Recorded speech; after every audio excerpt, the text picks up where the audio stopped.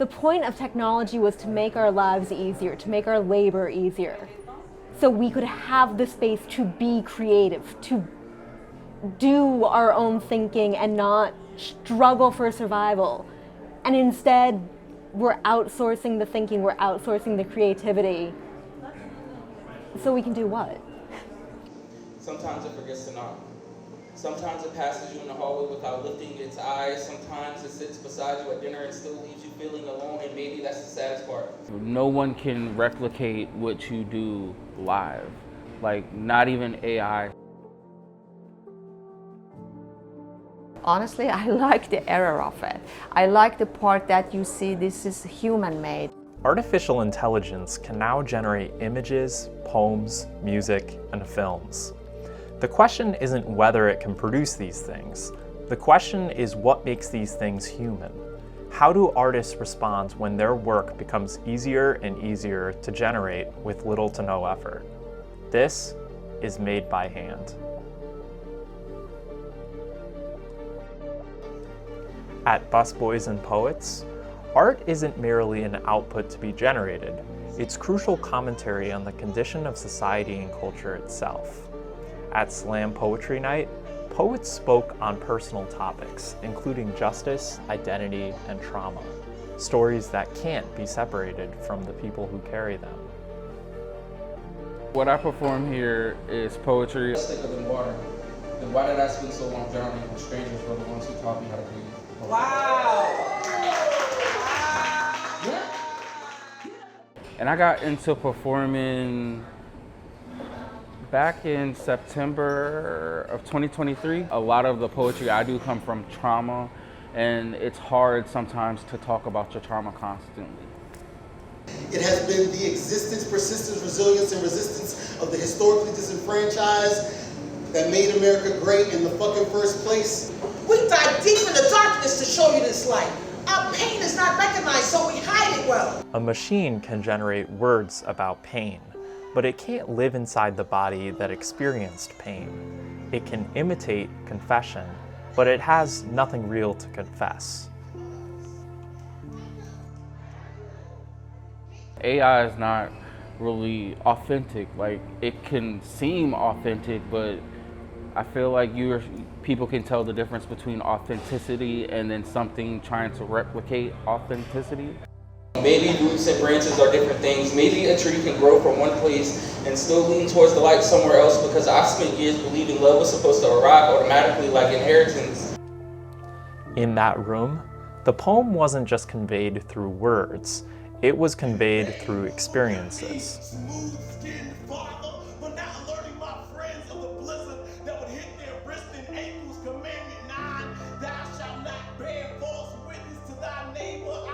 People coming and actually sharing their work, hearing live performance, and really getting to connect with like the artist on stage and what they're performing. But AI can do more than write. It can also generate pictures with only a few words of prompting. At Torpedo Factory Art Center, some artists expressed how painting is about more than just the end product. It's about the process itself. So much of it is failure and changing my mind and doing something that doesn't work and going, no, this could be better.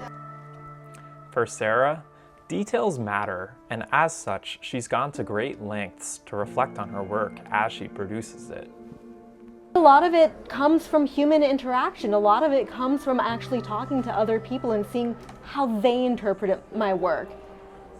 And I've redone paintings because I was giving the wrong message across, or the symbolism I thought was obvious wasn't. The instant generation, the immediate product with no reflection or soul. This is what makes AI feel unsettling to many artists.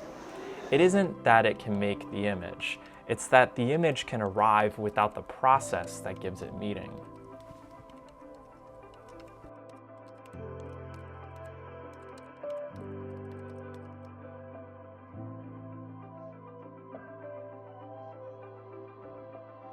I was like, oh, so what is the point of me? And what's the point of any of us? fuck it, there's nothing else I can do, so I'm just gonna keep doing this. For Sarah, the purpose behind painting extends beyond the instant gratification of completing a product.